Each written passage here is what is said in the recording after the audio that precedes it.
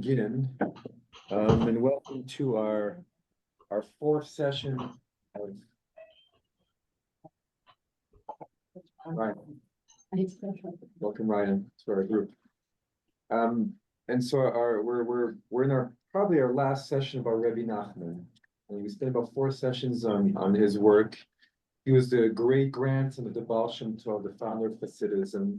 And of all the Hasidic Rebbe's, in some ways, he created his own, the most distinctive spiritual paths. And he was considered an Ilui, a genius in Talmud and Torah. And so in a lot of his spiritual insights, he then couched in a lot of traditional language and forms and theology.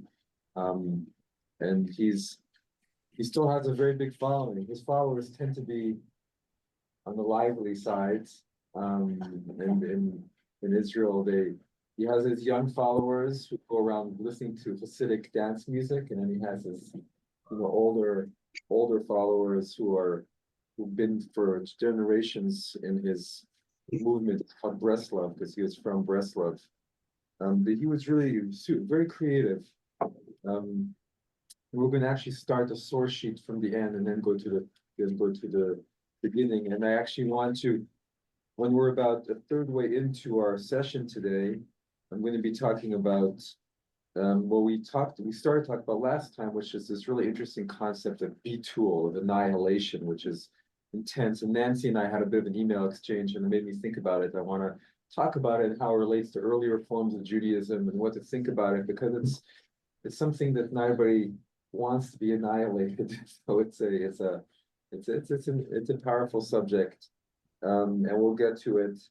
And maybe first to talk maybe more generally for a minute or so about Jewish meditation.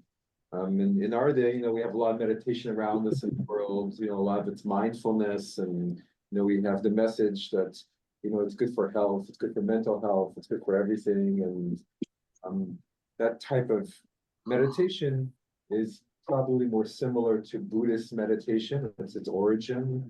And Jewish meditation, Aryeh Kaplan, who was one of the modern thinkers and rabbis who brought back meditation, he had a book called Meditation in the Bible. And his contribution is he very much was sure that the prophets of the Bible were meditators. He said there's no way they could have had those visions if they themselves weren't meditators. And he describes, and there's all kinds of places actually in the Bible where the way the prophets meditate is they put their hand between their knees, right? And there's a few times where Elijah does it and other biblical figures. And because the prophets are in some ways the most elevated spiritual figures of ancient times, the Bible, right? They spoke to God, God spoke to them, they did miracles. And so how did they get to that level, right? How are they able to have this? And so we have stories of God calling on them and turning them into prophets. But we also have hints that there were schools of prophets and that there were, groups, communities of prophets. So every single one of them just one day called by God? And so our traditions always had this thought that that's not the case, that that prophetic ideal came not only from suddenly one day hearing God's voice, but that there was a way of teaching it. There was a way of teaching so what did they teach exactly? And the Jewish mystics believed that what they received from teacher to student, that was the secret that went all the way back to the prophets. It was the secret lineage of Judaism. And that the core of it was teaching about, the cosmic metaphysics, the cosmic world, and how everything interacts, but also came from meditation, and from that was the means by which the prophets advanced in their spiritual journey to the point where they could hear God's voice, to the point where they could do miracles, to the point.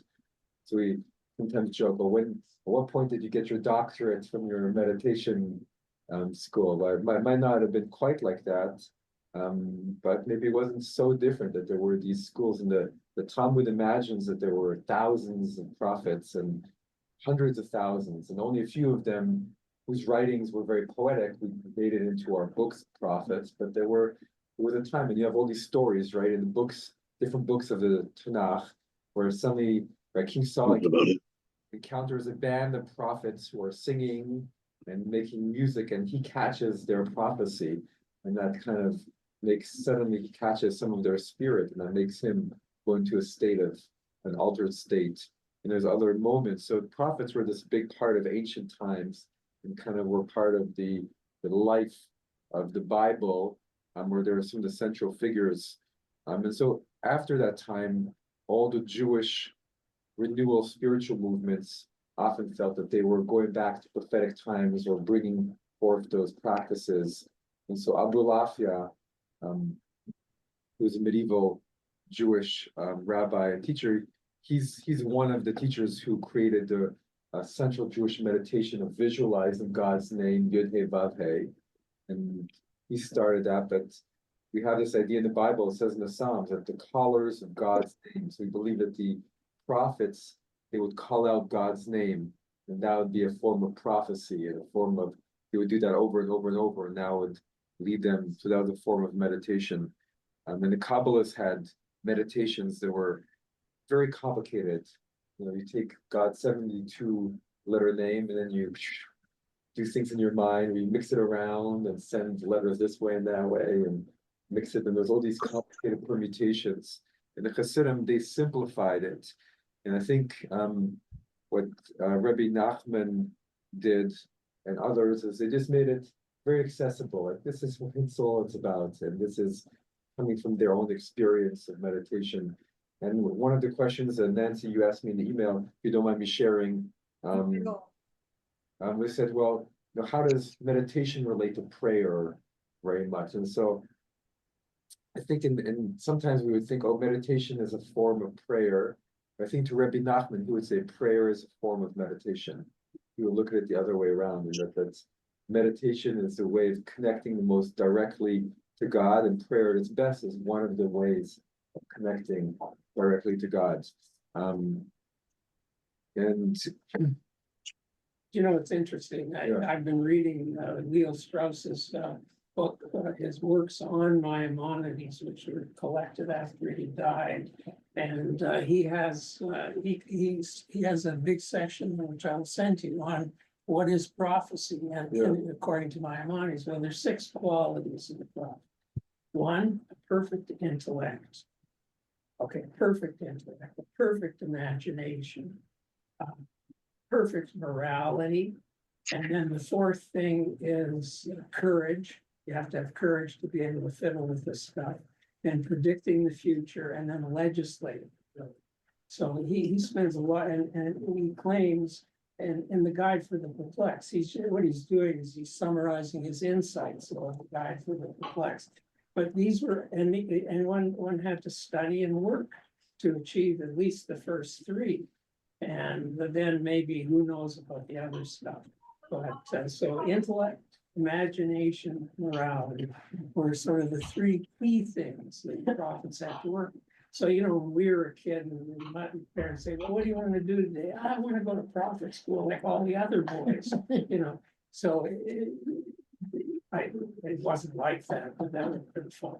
Well, Maimonides also said in the Guide that the best prayer is after your spouse has fallen asleep and you've fulfilled all your things for the day and you're lying in bed, and that's when you can finally turn. And this is he was a rabbi and he prayed 3 times a day with a minyan probably in the middle of this, but for him, his best prayer meditation really was at the end of it, in his stillness, when everything was done. And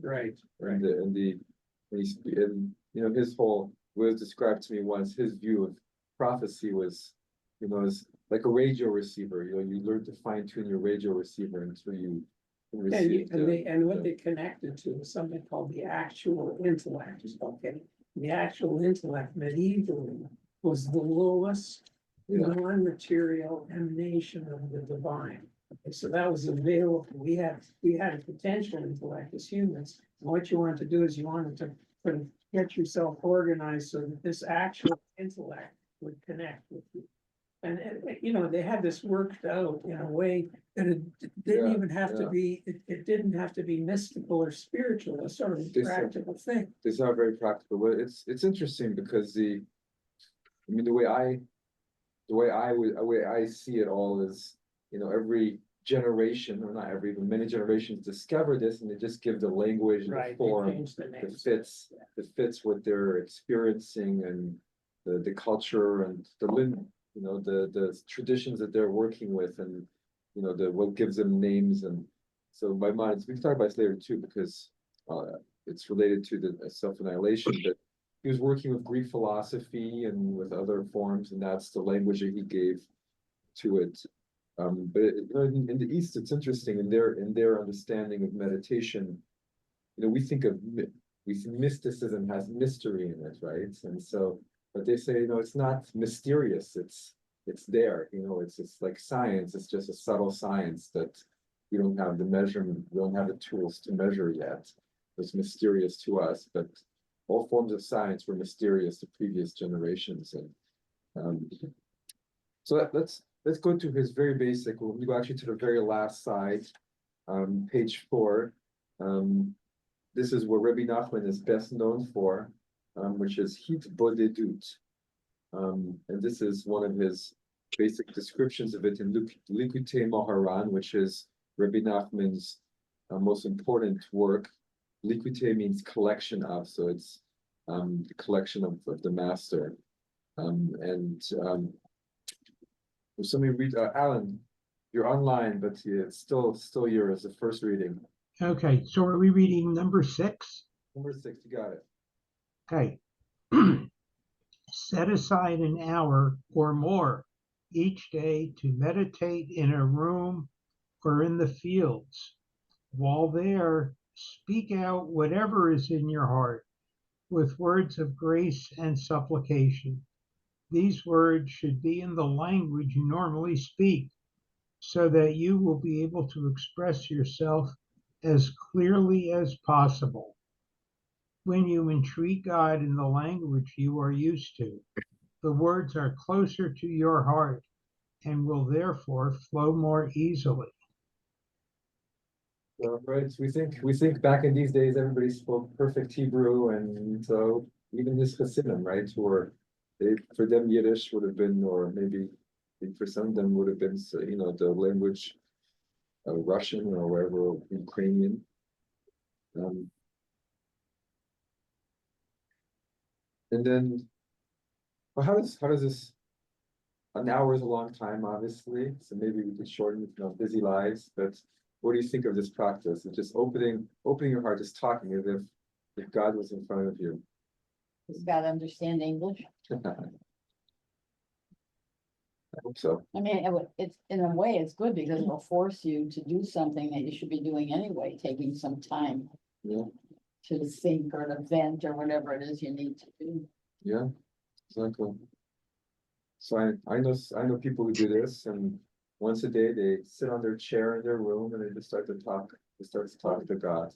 They start to talk to God and see what comes up, and doing it with as deep, sincere emotion as you can find. So when you said to vent, that kind of sounds like the therapist, kind of like, I mean, things that are on your mind that you don't have anybody to tell, yeah, the way to do it. yeah, I told you about that client before who insisted that God spoke back to her. yeah. She's writing a book about it, how God spoke to her. So who are we to say she's not right? Most of the time, well, when you get older, you don't fall asleep that quickly, so that's a perfect time. Yeah. Try to do that when it's dark and it's quiet. That's right. It's a good way to clear your mind. Well, in the Shema, when it says you should say the Shema when you rise up, when you lying down and when you rise up, right? That's part of the Shema. And a beautiful kavanah, intention set when you say those words, when you lie down, is that if you do say the Shema before you go to sleep, that you should take all of your thoughts from that day, all the stuff, all the stories, all the stuff that's been bothering you, all the conversations, kind of like make a little package, give it up to God, give up to before you go to sleep. And that's a way of, that's what the Shema is meant to be in that sense, right? Before you go to sleep, you say a prayer. It's helping you to clear away your whole day. And same thing in the morning, before all your thoughts come rushing in, you say the Shema, that helps to connect you. That helps before all our days, which take up all of our minds and getting everything done. And so if you say the Shema before you get up, right before you go to sleep, then with an intention, it's hard to do sometimes, but that's a little formative, but he's expanding this out, right? Just talk, talking. Unless you want your direct, if you have a place where you can do it in your mind, or you could do it out loud. How about you're risking the I was psychiatry gonna police? say, yes, I love that. So what you wanna do, if you wanna do it out loud, you put some earphones on, so people think you're talking to somebody else. Yes, right, these days, when the earbuds first came out, right, everybody can see the headphones in fact, but Yeah. all these This is a people have consummate So many sugar. people are crazy. so many people are crazy, but you know, when when people do this, you know, if you so hitbodedut is what this is called. If you Google hitbodedut or put on YouTube, you'll find all kinds of. There's a whole movie that's been done about it. And there's lots of things. It's very popular in Israel and other places. But people really cry out. You know, it's like putting your whole being into it. People eat that when they're in trouble or angry or something, so it's better to do it all the time. Yeah, so you have And a then you practice. unload all the stuff you're carrying around. Exactly. Jay, go ahead. So is there, it's kind of adding on or maybe going on a little side quest from this. Is there so this is what I do. Like I go for hikes, like I walk, I don't know, 15 miles a day about every day, hike or walk, and most of the time I'm contemplating, meditating, thinking. I mean, I'll even, I mean, I pray 3 times a day, and it'll be, after afternoon, I'll go for like an hour walk afterwards, and when I can think or connect to God or just the world better after that when I'm walking, and I do out loud, I talk out loud to myself, and my neighbors think I'm crazy. And I actually put AirPods in with no music, with just noise canceling, because I like to dull one of my senses so I can concentrate more. But to me, it's that physical. This, like when we rock, like rocking when you pray, the moving, Sure. you're occupying to me, you're occupying the physical body, so the spiritual part of you is it doesn't have to worry about that. So with me, walking is kind of the same thing for it. It seems to, like, it helps you increase your Kavanaugh when you're not having to worry about anything with your hands or fidgeting, because you're automatically walking, or like, and that's what got me with this was being in the meditating in a room or in a field, like in an empty room. It for me it's difficult, but in a field or a street or somewhere where you can occupy your body, seems like it's more spiritual to me, because you don't have to worry about that. Just occupying part of your body, it's occupying part of your mind. Right. It's the one that always got me. Right? It's true. Yeah, when it is the walking meditation is the whole thing, right? And so, but I agree, for a lot of people, you go for a walk and it helps you clear your mind, and especially if you're in a beautiful place, I use the same technique. Same thing, walking. Some of my most interesting insights are when I'm walking. Remember things too. I used to have to walk every day. I used to have to like carry a pen and pad because I would think of things and I didn't want to forget them. Yeah. Well, let's go to the beautiful. I think it comes to us naturally on some level, and we seek it out because we need it. So let's read the last bit, and then we're going to go back to the front. Rebbe Natan, who's a follower of Rebbe Nachman, his main disciple. And so here it's imagine. It's not imagine the high priest, but it's imagine. Imagine. Someone read for us, 7. Imagine the high priest entering the Holy of Holies is likened to the person who sits and pours out his heart before God. So it's a sense of the power of right? The high priest entering the Holy of Holies is the holiest moment, the holiest person, the holiest place, right? That's what we say about that moment on Yom Kippur. And because that's the closest you can get to the divine presence. And so Rebbe Nachman said that you can achieve that by just opening your heart, intentionally talking to God. You can achieve that same closeness. And for people who do this, I have to admit, I mean, I love walking as well. I'm doing that, but I don't do what they do. I don't just pour out my heart and speak for half an hour. I know people who do it's not my thing. But I said there must be a practice element where day after day, if you do it, you get this sense of getting closer and closer and, to the core of your being, into a place where you're in that relationship place, which is beautiful. Okay, now let's go to the front. And I want to talk a little bit about this. Actually, sorry, before we even get to number one, I want to get to number three. We're going to do number three first. Rabbi Nachman gave a lot of just general, we've reviewed some of them before, guidelines for meditation. Somebody read number three for us. When the negative side strongly overwhelms a person and really confuses his mind with many kinds of negative thoughts and confusing ideas, so that it is very hard to vanquish it. He needs to annihilate himself completely before God, because every person has the capacity to temporarily annihilate himself completely. That is, to shut his mouth and eyes and remove his mind completely, as if he has no mind or ability to think at all. Just total surrender of the self before God.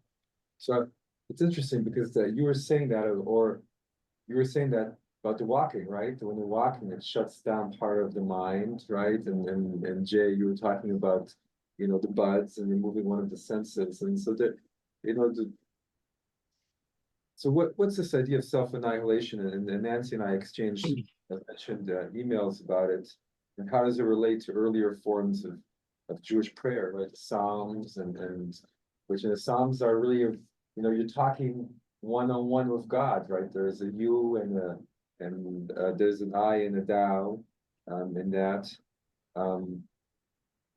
And so I thought, one is we do have this stream within our tradition going all the way back to Abraham of the smallness of being a human being, right? I'm dust and ashes, right? That's what Abraham says, right? What am I? I'm nothing compared to the grandeur, the overwhelming grandeur of God, right? That's a really strong strand in our tradition. And Abraham talks about that, right?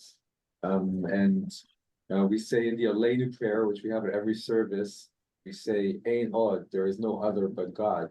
And so what's that saying is that the extent of God is everything. And what are we compared to that? We're just like, we're nothing. We're a spark of God. We're made in the image of God, but that there is something about us that we're so small.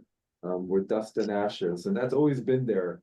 Maybe it's part of monotheism. Maybe this is what Abraham brought to the world, right? That there's that midrash about Abraham when he was 3 years old, right? 3 years old, but he's like looking up and he's looking up at the stars and looking up at the sun and saying, well, this must be the creator of the world. But then the sun goes down and says, no, you can't be the creator of the world. And then the stars go up and the moon says, well, you must be. But then the stars and the moon disappear. And he says, well, there must be something that created all of this. And then kind of he asks this question, who created these? Who created these? Who created these? And eventually came to this sense of the overwhelmingness of God as creator. And so that's linked, I think, to annihilation. And in Kabbalah, there's a sentence that's said often, and it ends up in some of our prayers, Ein od milvado. There is no other except for God. There is no other except, there's nothing else but God. There's nothing else but God. And they say this, there's a sentence that God surrounds all worlds and fills all worlds. And so if you want to give it panentheistic, right, in the way scholars talk about it, but they're just speaking about an experiential idea of God filling absolutely everything and everything. So when you contemplate that, that's what leads to think, well, what is myself, right? And so it leads to this sort of practice of, well, who am I? What is myself compared to that overwhelming, grandeur and all-encompassing reality the divine. And another aspect is, maybe that some of what the Hasidim brought, just like every generation, was new to Judaism, right? And some of the practices that we're going to read at the front of the thing did bring maybe the practice of bitul, which is what the Hasidim call it, which does mean annihilating oneself. Maybe that was on some level a new practice. It didn't exist in Judaism, and this happened many times. Maimonides, he brought Greek philosophy more intensely into Judaism. And even the very first rabbis, right, they were immersed in the Greek world, and they brought Greek ways, even as they were in tension with it, but within the tension, they absorbed ways of thinking which helped Judaism survive the destruction of the temple with Greek logic. And Yishmael has 13 concepts of how to analyze the Torah by Yishmael. There's all these different, so that it's how we traditionally compare ourselves to the Karaites, right? The Karaites at the time, right, of the temples, they didn't believe in what the rabbis were doing. They wanted to preserve, sacrifices and only the Torah. But the rabbis said, hey, Judaism, you got to evolve. We're no longer the same people as we were 1,000 years ago, 500 years ago. You have to evolve. And so I think the part of Judaism, and sometimes it's brought from the outside, sometimes it's brought from the inside. And I think the Hasidim, I don't think they were bringing this from anywhere else in their situation, right? They're not. Maimonides' son and grandson had contact with the Sufi Muslims, and they say they brought practices and there are other times where there've been outside practices. But I think in the Hasidim, I doubt that they had much contact with Orthodox Christianity in Ukraine, or that was not a very good relationship usually with the outside community at that time.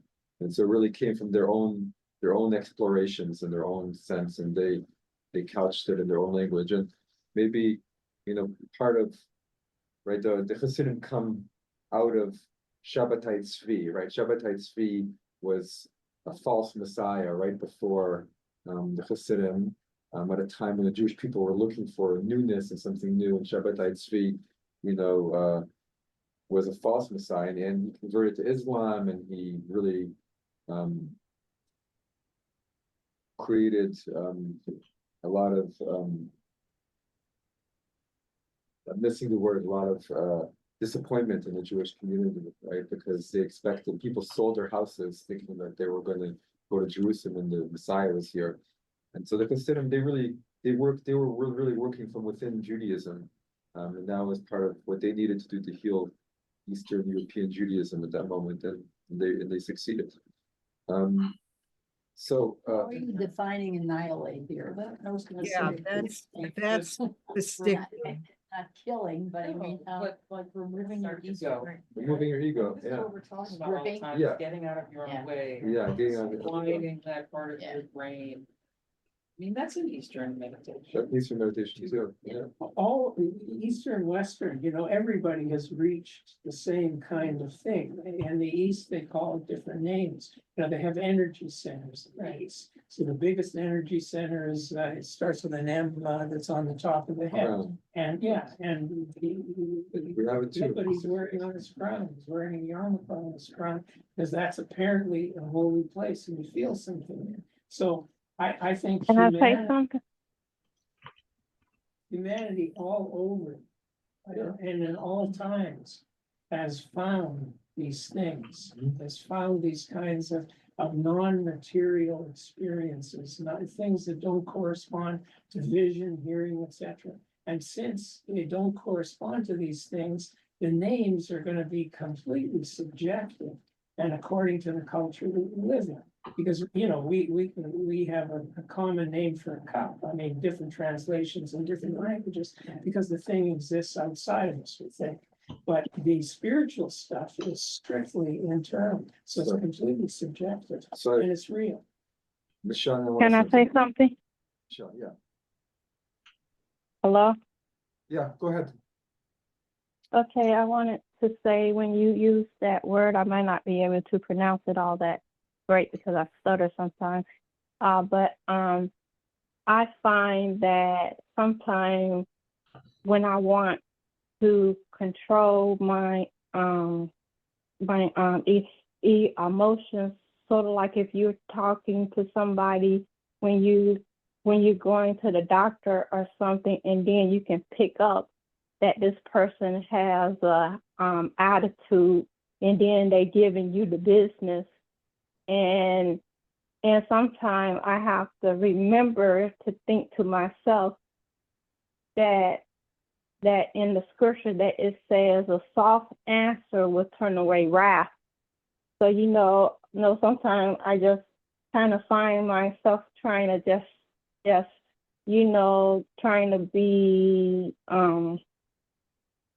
trying to be polite, and then that's kind of the way that I kind of like try to meditate on our scripture by trying to put it into practice, Mhm. and Well, I just to see how things work, because I kind of found out for myself, it seems since this COVID thing happened, it seems like people are ruder and more meaner. Well, there's nothing like, being in a hard situation to put your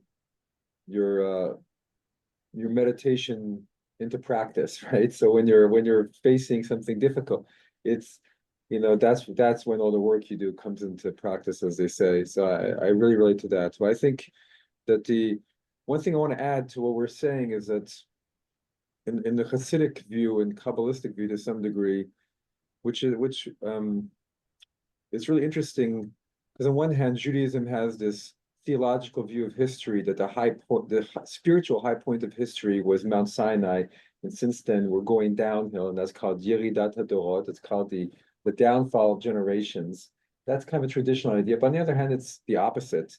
And the Kabbalists and the Hasidim believed in spiritual evolution, and that's that our ability to reach the infinite is actually evolving with every generation and going more and more. And that's and that on some level, yes, we're all from every culture, every tradition, every religion is, kind of rediscovering the same things, but from their point of view. But those have this other understanding, and that's that those things are not always available for humanity. That actually humanity's ability as our intellect, Maimonides is growing, as our social cohesion, as the basic level of how we treat each other is hopefully growing. That opens up new spiritual spheres, and that certain spiritual teachers actually open up new channels into the divine. So there's a whole idea, like different teachers open up like a pipeline, and then once they've opened up that pipeline, people after them can follow down that pipeline. So they say that Moses in his time opened up the pipeline of fearlessness, of going to God, of fearlessness, and other teachers, open up other things. And so that first of all, I think one thing that's very interesting is, despite what we may think about the prophets or about anybody, you never know if your internal experience is similar to anybody else's, right? So they're describing something, and so you might, on some level, maybe there is a universal experience that one can reach at the very bottom of all of it, but then there's many other levels of experience, as many shades of them as there are people, maybe, even as there are maybe benchmarks through all of it, but it's and so could be that the Hasidim entered into some kind of space that they made available to us by studying and even by doing all the other things that they do, and just got incorporated into the mishmash of Judaism that's always evolving, right? And of a place that we can reach. And that's part. And I think about what's happening on the outer level of Judaism, there's also the inner level, and back to Chabad is such a big part of general Judaism now. What does that bring into the general Judaism? And the songs of Shlomo Karlebach, which are what we do sing here a lot of the time, and that maybe opened up certain things in general Judaism mainstream. So everything is, and it not only opens up things in Judaism, but it opens up things in mathematical physics and physics, quantum mechanics, all of these ideas which are very, very spiritual things as the modern world moves in that direction, you could attribute to the Hasidim if you wanted to. You know, that they sort of opened up the possibility of this particular view of the infinite. And then, and by the way, I happen to know that mathematical physics people study all of this stuff for ideas, etc. And what they're looking for, like the guys who made up the quarks, the notion of quarks, which is now very old-fashioned. But anyway, what they're looking for is they're looking for new renditions of this. So it's quite possible that you could maybe attribute quantum mechanics to the Hasidim, if you wanted to. Well, Can I go back to Michelle's comment for a minute? And Michelle, if I didn't interpret it right, please correct me. But what I took from Michelle's comment was that we are living in the world with people. Okay, we are part of a society, and this practice that we're studying this morning is very individualized. It's between ourselves and the divine. And I'm having difficulty with the idea of connecting with the divine while I'm still living in the world with people.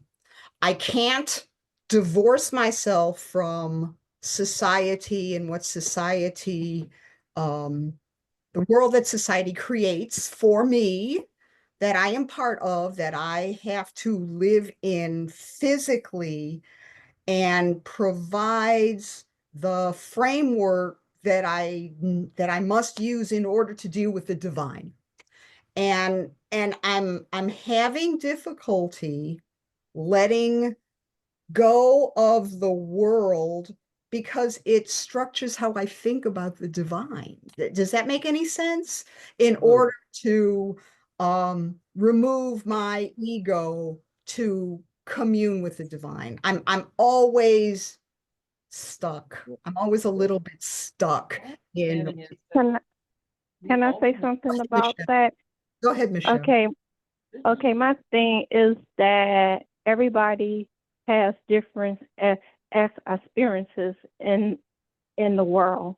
And to me, when you're different, people love to give you the business, because I don't know if you remember, like last week that I was telling you that I was born with a disorder of the nervous system.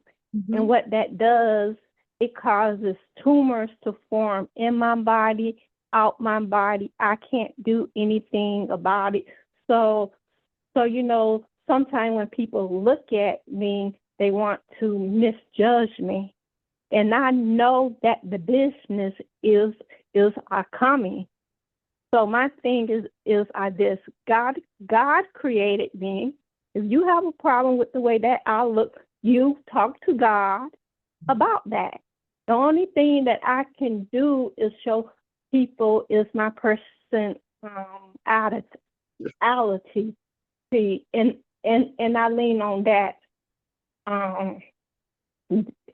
a lot, because I find that people love to talk about me and make fun of me, and that makes other people fly along with it, like that saying that birds of a feather flock together. So I basically that's the reason why, like I form my personality the way that I do. Well, it's so, you know, I'm so sorry you have to go through that, and your perspective is really inspiring. I've got to say, the fact that you know that you're able to look at it that way and not feel hate for those people is incredible, and so I salute you for that. And I think that, you know, the part of all this practice of self-annihilation is saying that there's something beyond the outer layer of what's happening in this world that's more important, and that's where you find the real solace. And I think, Nancy, that what Laura was saying is that, you're not meant to go out of the world forever with this. It's just supposed to give you something to help you in the rest of your life when you're in the universe. And I think when we're about to do the Lech Lecha practice of Rebbe Nachman. But what are the first words that God says to Abraham? He says, "Leave everything you know," right? He says, "Leave your society, leave where you come from, leave and go on a journey, go find something else." And so, I think sometimes you have to leave to come back, right? And I feel sometimes in our society we're worried about it, but we think, oh, if you're a great musician, of course it makes sense. You should go and spend a year and come up with the best album of all time in some secluded space. Or if you're a writer, of course you should go out and spend the year writing the best novel of all time. But we don't like this idea of spending time. And I think that he's talking about moments in your day, or and that the vision is that the moving beyond the ego should allow you to then navigate the world in a place where you're not getting the ego battle with other people, but you're from your best place. Barbara. I do want to pick up on that notion of what's exactly what you're saying, but to put it in those terms of relationship. Yeah.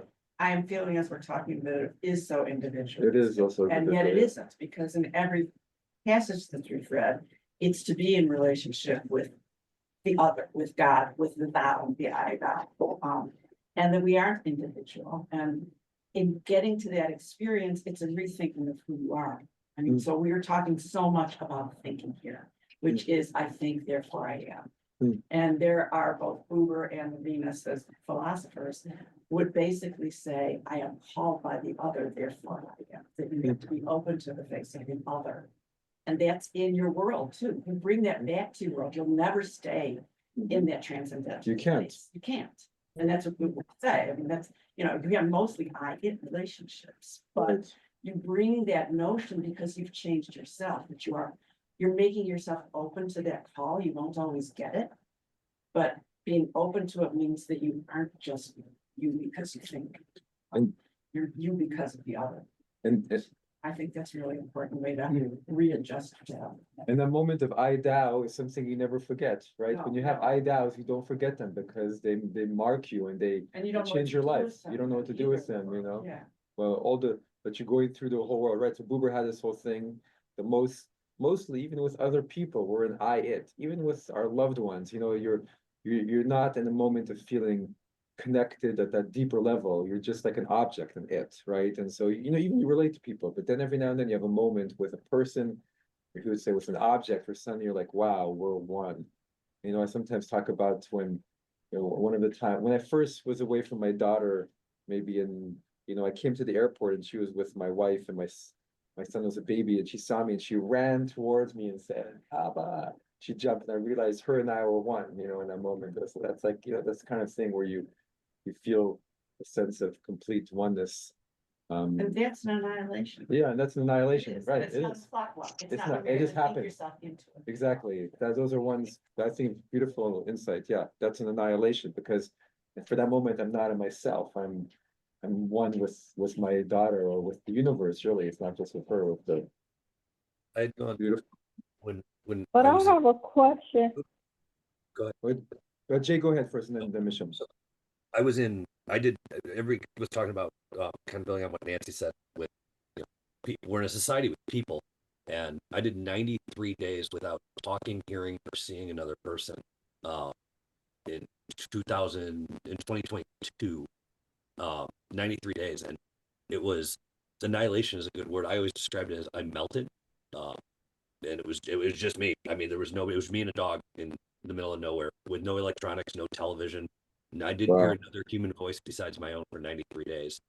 And by the end of it, you can feel like there's so many distractions normally in the world that you can't connect with anything.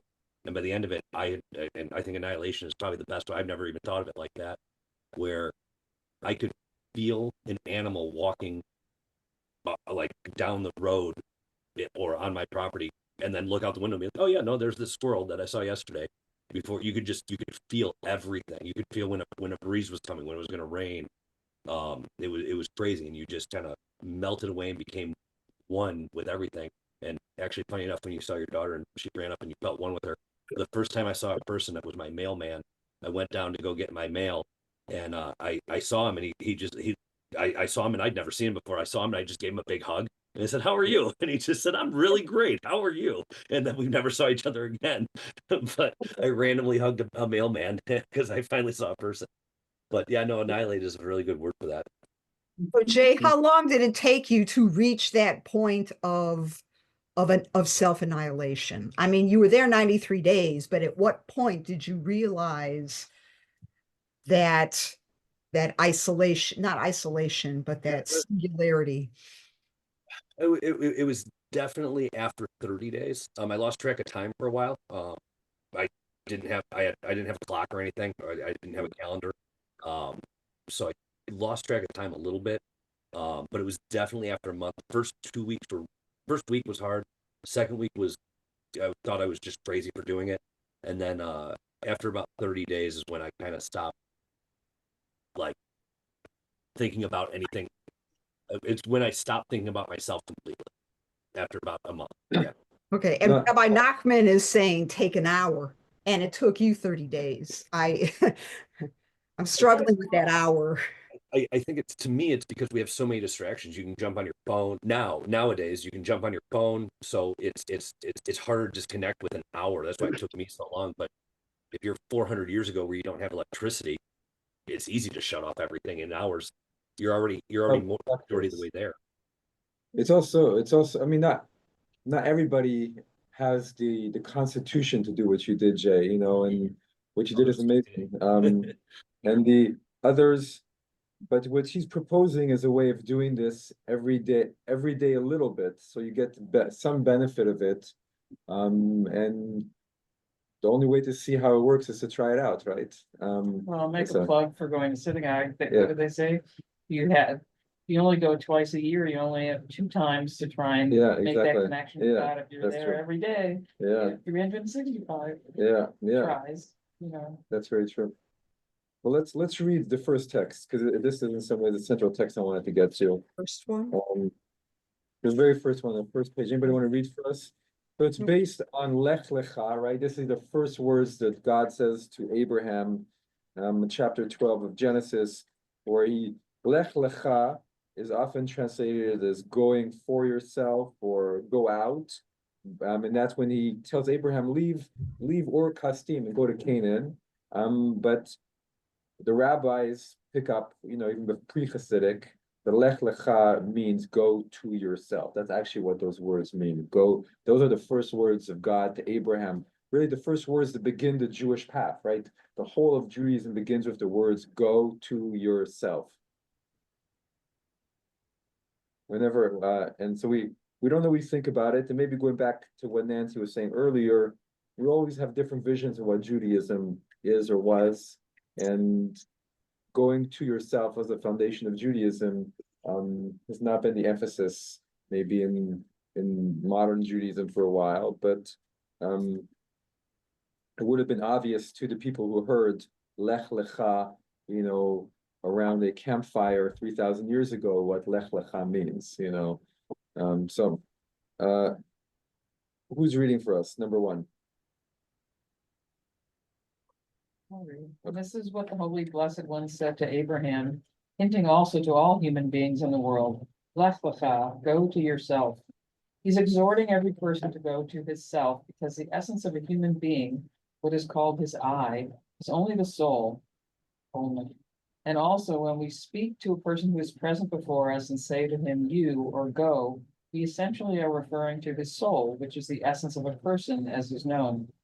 And this is what it means. When God says go from your country, God, so in that statement, God says, go to yourself, right? And go from your go from your parents' home, from your land, from the land of your birth, from your father's house to the land that I will show you. So he's going through that statement in the Torah. Go ahead. From your country, specifically, go out from your earthiness and physicality. Go out from whatever earthiness and physicality you have fallen into, from which it seems hard to get out.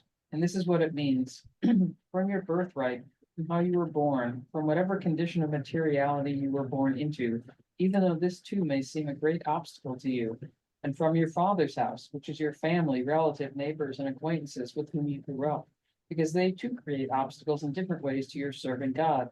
From all these, you need to get out and go to yourself, to your soul. This is what it means to the land that I will show you, which is the land of Israel, which is the embodiment of holiness, because there is the temple and there is the source of all souls. So here he means the symbolic land of Israel on some level. But he's saying that there's a process of, when he's saying going out from your families and neighbors and relatives, he doesn't necessarily mean literally. He means go out from all the thoughts who are you really, and how much of it was just came in through nurture and through everything that you came up, and what's beyond all of that? There's a place of you that's beyond everything you received from your parents, from your community, and what is that place? And go further and further and further and further. And so I'm saying I'm gonna try and do this practice. This is my father's practice. He kind of put it into a meditative practice based on this teaching. And so if anybody's open to doing it, I'd like to lead it here for 5 minutes, our last 5 minutes. If you don't want to do it, you don't have to. But since we've been talking about it, might as well put it into some kind of action, right? If you'd like to follow this practice, I'd like to invite you to find a comfortable position from which you won't have to move too much, and just settle into your chair. You can put your hands together or on your knees and close your eyes. And just try and let go of all the tension in the body, relaxing toes and feet and legs and arms, and just settling into our chair. And just to begin by breathing in and out and watching the movement of the breath, trying to let go of all conversation within us, and just try the best we can as we begin the meditation to just observe that gentle and natural movement of the breath. And put all of our attention on watching just our breath, like a door that's opening and closing, and opening and closing. And as soon as we have a thought that arises in our mind, like, what am I doing today, or about a certain person, or about noise, or how am I ever going to succeed with this or do that? To try and pay no attention to that thought, but to just say to our own mind, Lech Lecha, go to yourself. To tell to our own being, go to yourself. Not trying to find that self, but just try and plunge deep within, beyond whatever emotion is associated with that thought, beyond the content of that thought, to our very core. Just to continue and breathe whenever a thought comes up. Say to that thought, Lech Lecha, go to yourself. Telling the mind to go beyond whatever else is there.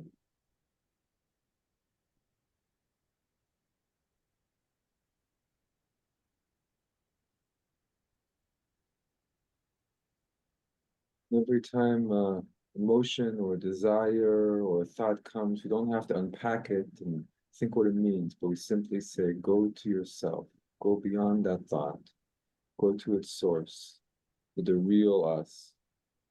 Just command your own self, Lech Lecha.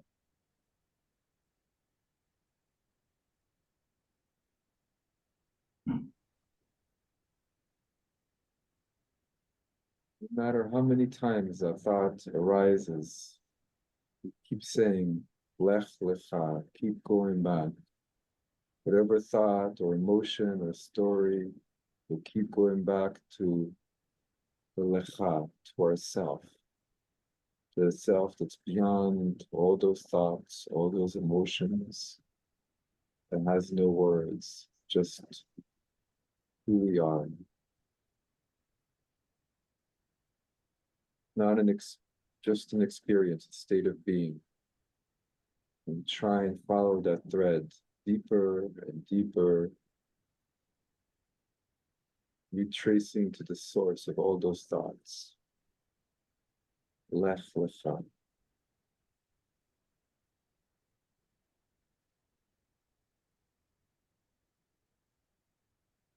We're not striving to some upper level of connection, but we're deeply interiorizing ourselves.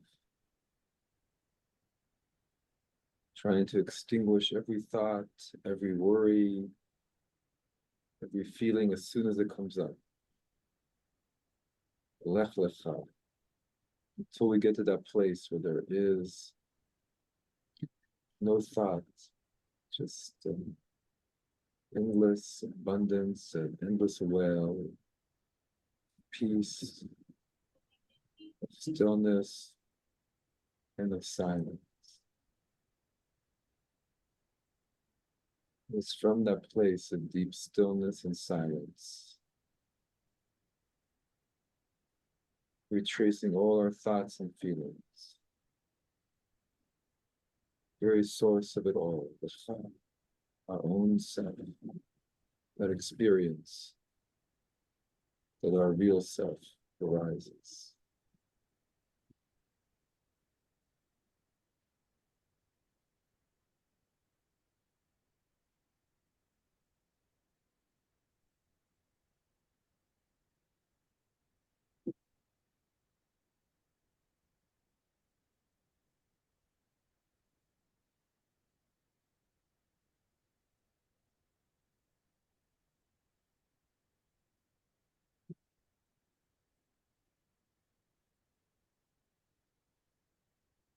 Begin to come back to external awareness.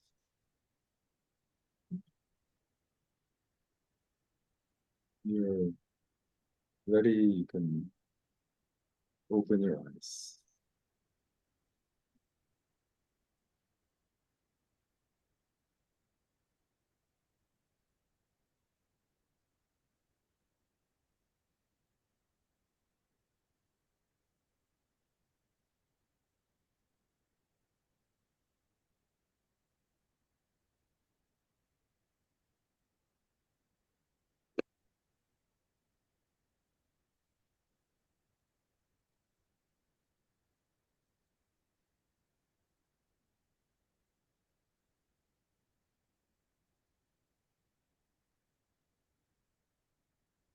Thank you, everyone. See you next week. Talking to God's children, Thank you. talking to God.